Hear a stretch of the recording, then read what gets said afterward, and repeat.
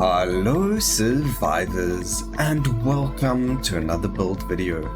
In today's video we have an exposing build. We are running a singular focus build with Divine Legacy. It's actually a beacon of light with Celestial Retribution. Celestial Retribution is a stacking damage skill, so it deals damage based on the number of stacks of exposed on the target, and we also gain purity, so it really helps us with healing ourselves, and it is very tanky. Next we're using Beacon of Light, which got changed to apply exposed to nearby enemies every second. Its exposed damage is 16%, where that's just going to increase the amount of damage that Celestial Retribution does. And then we also gain 3 stacks of purity every time. We've got 5 of them. That's already 15 stacks of purity plus the 2 over here. So we really just need, every 2.2 seconds or even lower, if we keep getting a cooldown reduction, we're going to be healing quite a lot there as well. You can see we've got a lot of damage, we've got a lot of multicast on the Celestial Retribution, we've got a lot of area of effect, multicast and damage on Beacon of Light as well. And our runes, we are running Skill Inclination Holy, Skill Mastery Holy to get Celestial Retribution and Beacon of Light on whichever character we wanted. I'm playing on the Spellblade because he is only 2 gold stars, so he's level 200 and something, and I felt like leveling him up all the way to level 250 if I can, and we run Endless Refill as well.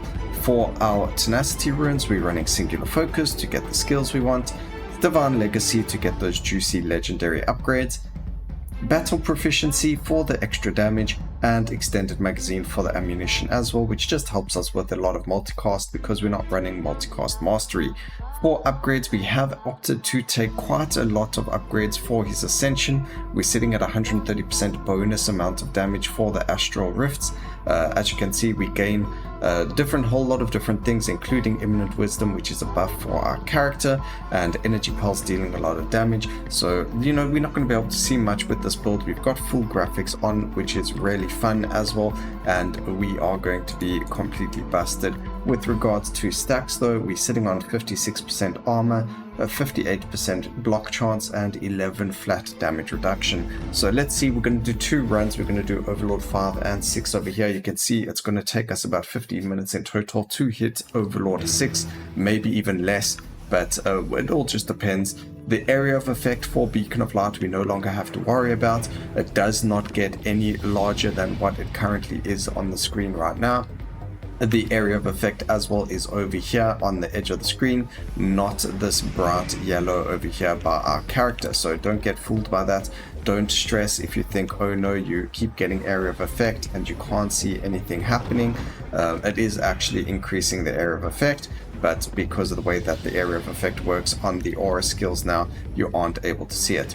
So we've got our full Ascension ready, so we're just going to rock it over there, and now we don't really have to worry about anything. The nice thing about Spellblade as well is he is a very defensive character. In his skill tree he does get damage reduction, a stacking damage reduction every time he is hit, so he does get that for him as well. And then now we can't really see much, which is fine.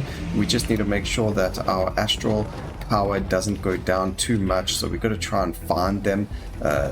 If you can't see them, or if you want to see them a little bit better, then you can obviously turn down your visuals. You'll be able to see them a lot better, but I just want to do something that's completely silly, and that's where we're at. So we don't need the area of effect anymore. I'm not going to get rid of it. It doesn't really matter if it's a legendary, but we can go for multicast. That's beautiful. And then multicast is good, damage is good as well. Unfortunately, because we don't have 2 magical skills or 2 celestial retributions, we aren't able to get any legendaries for it that isn't multicast on the skill, which is okay. It's not the end of the world. But if you do want legendaries, you can go for a Beacon of Light, 2 celestial retributions, but then you're going to have to split up the damage numbers because you are going to find a lot of damage upgrades. Like as you can see here, we've got 630% increased damage, and that's without any legendaries. Every time we see a damage upgrade for Celestial Retribution, we are going to grab it because it is the stacking skill. And as you can see, we just do tons of damage. It was Very, very easy to do that. We didn't have to worry about dying. We're 13 minutes in and we're already at Overlord 6. So very, very strong build, very fun build as well. It can be done on absolutely any character. Very easy to get the skills, even if the character does have holy skills. So if you're looking to do this on the Arcane Weaver, on the Paladin, it's fine. You can do it. It's very, very easy to set up and to get going.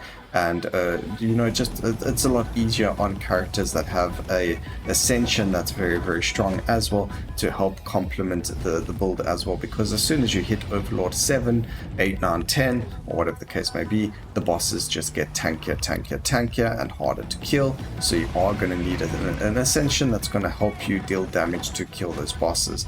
So as you can see, we do take a little bit of damage, but we're able to heal it all the way back up again, because we are healing quite a lot over there. So keep getting yourself the block if you need more life, multicast, armor and things like that, and you should be okay. Cast frequency for the cosmic form is actually really, really strong as well. We do have 170% crit chance, so we're just going to go and get that to 200%. Why not? And that guarantees that we double crit with every attack. And as you can see, the cast frequency on our Ascension is massive. It does do quite a lot for us, and if you aren't able to keep it up all the time, it does look like we might lose it now. That's alright as well, because we are able to get a lot of it all the way back up very, very quickly. So you don't have to worry if you aren't able to keep it up, but being able to kill those elites very quickly does make it very, very strong, because that gives us more astral rifts, and by the time we get the next one up, we will have been able to get it back to 100%, so make sure it's 100%, and then we can go back through the rift and get all that damage back up there. So that's just an option if you want to use his Ascension or not.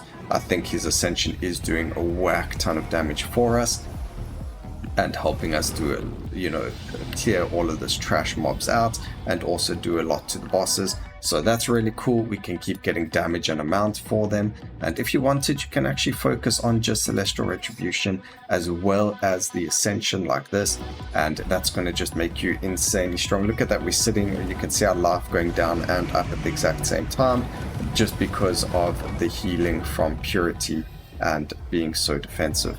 So with everything up, there we go, sitting at 60% block, armor, 60% block chance. You can make it a lot higher.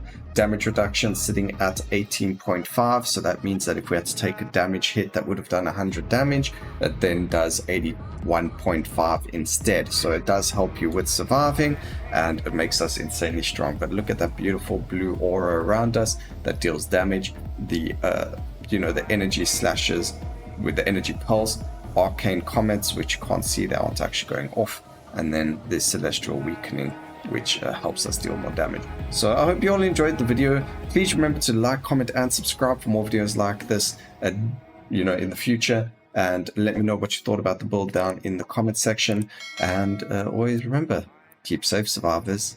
Until next time, cheers.